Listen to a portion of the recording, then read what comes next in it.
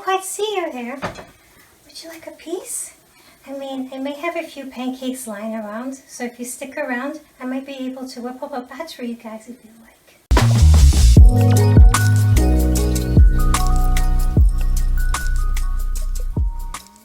Hi, my name is Tiffany and welcome back to my channel. And if you're not already subscribed to my channel, please do hit the like button if you are enjoying what you're seeing here, and click the subscribe button and hit that notification bell to be notified whenever I make a new short or reel or video. Today we're going to be making some Chinese scallion pancakes, also known as Cong. God, I really need to stop pronouncing words that I don't really understand, especially languages that I don't actually speak. Apologies to any Mandarin viewers who may be watching this, because I don't speak Mandarin, I might be mispronouncing the word, so I do apologize for that, but you do understand what I was trying to say here, right, about these pancakes and so forth. But please understand, I'm trying my best to learn Mandarin. Like, I really love the language, I want to learn more of it, so please give me time. So what exactly is a scallion pancake? Well, scallion pancakes are a type of street food which originated from China and are commonly eaten around breakfast time. The pancakes are rolled extremely thin and are brushed with some oil or an oil-based roux. The pancakes are then filled to the brim with some finely chopped scallions and then rolled tightly into a snail's shell. The pancakes are then flattened once more before being pan-fried and served with some seasoned soya sauce. These pancakes, like I said, are perfect to enjoy around breakfast time or brunch or any time of the day really.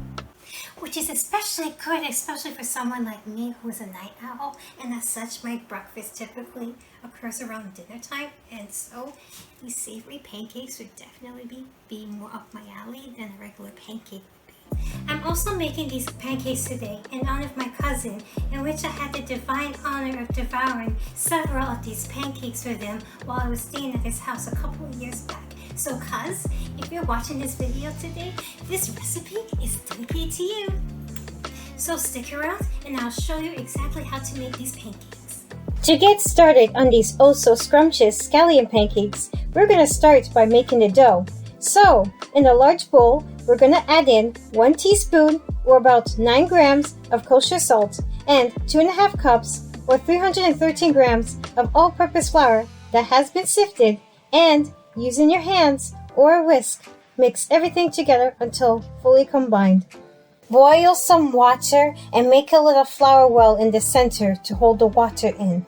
Once the water has completely boiled, pour in 2/3 cups or 160 ml of boiling hot water and allow it to sit for 10 minutes before pouring in 1/4 cup or 60 ml of cool water and 2 tablespoons or 30 grams of sesame oil. Using a spoon, mix everything together until the dough forms into a shaggy ball. Cover and rest the dough for 5 minutes and set aside for now. While the dough is resting, let's go chop some green onions. Finely chop 2 bunches worth of green onions and make sure that your onions have been thoroughly cleaned and pat dry before you go and chop them. After all, we want cleanliness in our food, and food safety is extremely important here. Continue to chop your green onions until you get to the very root of the green onion. Yes, I'm well aware that the majority of scallion pancake recipes out there only uses the green part of the onion, but because I hate wasting food, I also like to include the white part as well. And plus, I don't really taste the difference between the white part and the green part of the onion, so I just throw it in the pancake anyways. But if you're more of a purist and you only want to use the green part of the onion, then it's totally your call here. Once all of your green onion has been chopped, set aside 2 tablespoons of a green onion to be used for your dipping sauce, and then dump the rest of the green onion into a separate container and then set aside until it is time to add it to the pancake. Now it is time to knead your dough. Lightly flour your countertop. Not too much, you don't want to overdo it like how I accidentally did with mine. Oops! Knead your dough until the dough becomes very smooth. This will take around 5 to 7 minutes. Your dough will be quite soft at this point, so resist the urge to add in any more flour. Though, if your dough is still quite a bit sticky, like how mine was, as it turns out, And feel free to add in just a little bit more flour and then continue to knead your dough. Here's another helpful little trick that I learned in college and is suitable for beginners or for those who just straight up suck at kneading like I do. What you would do is to roll up your dough into a little log and then bring the ends towards the center of the dough until you have a little pouch like so. Then you would twist the dough, as shown here, until the bottom of the dough becomes smooth. I find whenever I knead my doughs by hand this way, my doughs become much more smoother. See? School wasn't so bad after all, I guess. I've learned something that really helped out with my kneading skills. So I should stop being so hard on myself, I guess. Once your dough has been thoroughly kneaded and is completely smooth, cover with some plastic wrap and allow your dough to rest for 30 minutes. After the dough has rested, roll up the dough into a log and using your hands, gently roll out the log until it is about 16 inches in length. Using a knife or bench scraper, make some indents 2 inches apart and then divide the dough accordingly along those cuts. You should have 8 dough pieces in total. Then gently knead the dough pieces by hand using the circular motion shown here. As you can see here, I'm not doing so great at this technique and I can't seem to get the cage movement that I've seen other chefs do online.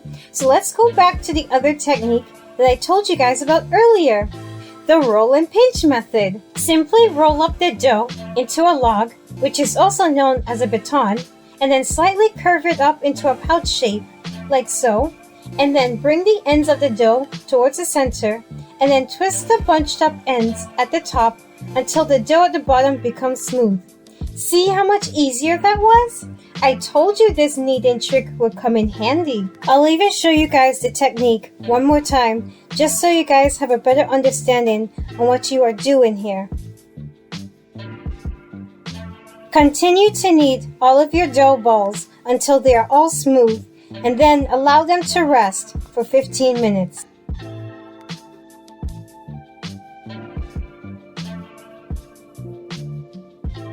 Now the last time that I made this recipe, I just used sesame oil to brush on the dough. But today, I'm going to show you how to make a roux for the pancakes. Pour in 60 grams or a quarter cup of sesame oil in a microwave-safe container and warm it up in the microwave for 30 seconds or until warm. To a small bowl, add in 60 grams or about half a cup of all-purpose flour and then pour in the warmed oil on top. Mix together until the mixture forms into a thick paste. You can also do this on the stovetop if you prefer, but I'm just feeling extra lazy and that's why I'm doing it like this. Apparently this roux is supposed to promise even flakier pancakes because of the extra flour and fat we're adding in, but if you want to just use oil, that can also work too. This is just another option to consider trying out. Once your dough has rested, lightly oil and flour your countertop. Yes, you'll have to use both or else your dough won't roll out properly and it will slip and retract instead of becoming thinner and larger. That was my first mistake, so don't just use oil, you guys. Roll out all of your dough pieces as thin as possible, but not too thin. You also want it to be round, but if yours ends up lopsided like mine did, that's okay. As long as your pancake is thin enough and big enough to hold the scallions, it should be good enough. Brush some of your roux or the plain sesame oil on your dough and then place a generous amount of scallions on top. Again, don't overdo it with the scallions or it will be harder to roll out later on, as you'll soon see. I may have gotten a little greedy with the scallions. Oops! Sprinkle some 5 spice on the scallions and then carefully roll up your pancake into a tight log before rolling it up into a spiral shape. Repeat this process until all of your pancakes have been formed.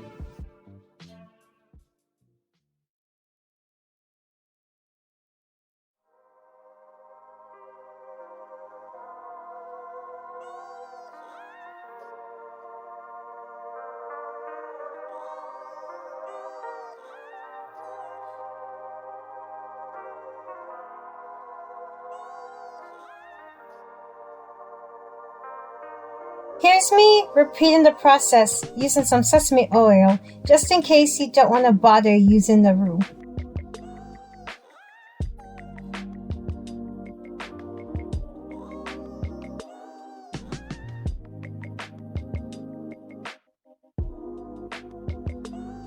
Once you've finished rolling up your pancakes, very lightly grease the dough with some oil and allow the dough to rest for another 15 minutes before you can roll them out. Yes, I know it's a lot of resting time here, but we want our pancakes to be perfect. And as Chef once said, you should always be gentle with dough. Treat it like it's your own child, which in a way it kinda is, I guess.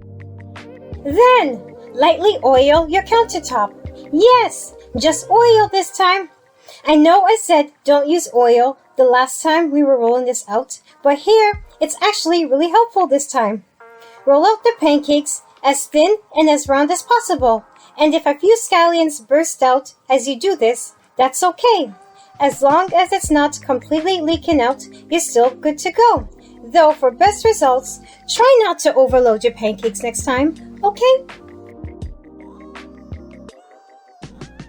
Lightly flour your dough and continue to roll it out until your pancake is thin enough and is about 8 to 9 inches in size.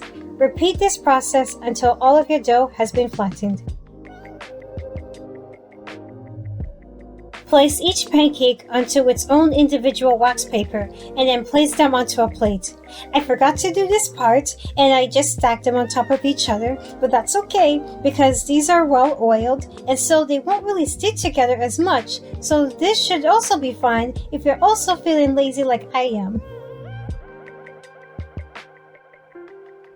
Pour some vegetable oil or a mix of sesame and vegetable oils and grease a large frying pan, making sure that the entire pan has been coated in the oil. Turn the stove on medium heat, and once the oil has heated up, place one of your pancakes into the pan and cook for 2 to 3 minutes on each side or until the pancake has a golden brown color. Then flip it over and continue to cook until browned. Once the pancake has cooked, place the pancake on a paper towel lined plate or a tray and then pat the pancake using another paper towel to remove any excess oils. Continue to cook all of your pancakes one at a time on the stove until they're fully cooked. Make sure to add a little grease to the pan each time before adding in the pancake so that these can crisp up evenly and that you don't risk burning the pancake.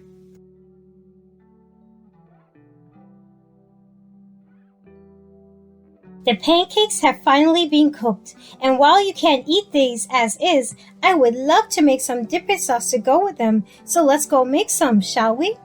To make the dipping sauce, add in 2 tablespoons or 30 grams of dark soya sauce, 1 tablespoon or 15 grams of sesame seed oil, half a teaspoon or about 4 grams of kosher salt, and 2 teaspoons or 10 grams of fish or oyster sauce to a medium bowl. You can completely omit the fish sauce if you are vegan or you just simply don't like the taste of it. Then, mix together until combined and add in some 5-spice, sesame seeds, and some of that leftover green onion from earlier and stir together. Rip off a huge slice of your pancake and dunk it in the dipping sauce and enjoy, you guys. And there you have it, Chinese scallion pancakes, full of flavor, simple to make, and faster to whip up than your regular pancakes, or at least in my opinion anyways. Let's go ahead and drizzle some of this sauce on top of the pancake.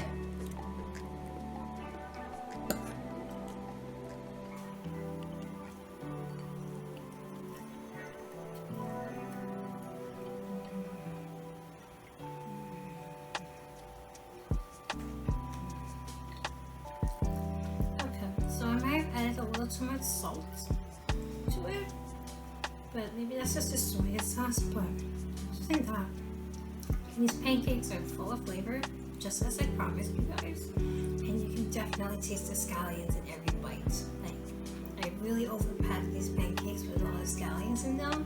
That's that's okay because I just personally enjoy scallions, but if you want a little less, just don't fill it as much. And make sure you have enough in there so that you can actually taste them. The spice is a very good call. So that is it for today's video. If you enjoyed today's recipe, please do give this video a like and comment down below and tell me what you think of it, especially if you're going to give this recipe a try. And also share this video as well so that everybody can enjoy these wonderful pancakes. And if you're not already subscribed to my YouTube channel, please hit that subscribe button and ring that notification bell so that you'll be notified whenever I make a new video tutorial or post a new short. Follow me on Instagram and TikTok at Tiff's Patisserie, and the full written recipe for today's scallion pancakes will be on my website at tiffspatisserie.wordpress.com. The link to that is in the description box down below. And until next time, you guys, stay safe out there, peace out, and I'll see you in my next video. Now, if you excuse me, it's time for this nut owl to enjoy her breakfast. Or you know what? Dinner, because it's really late, so time for me to enjoy my breakfast/dinner. Bye!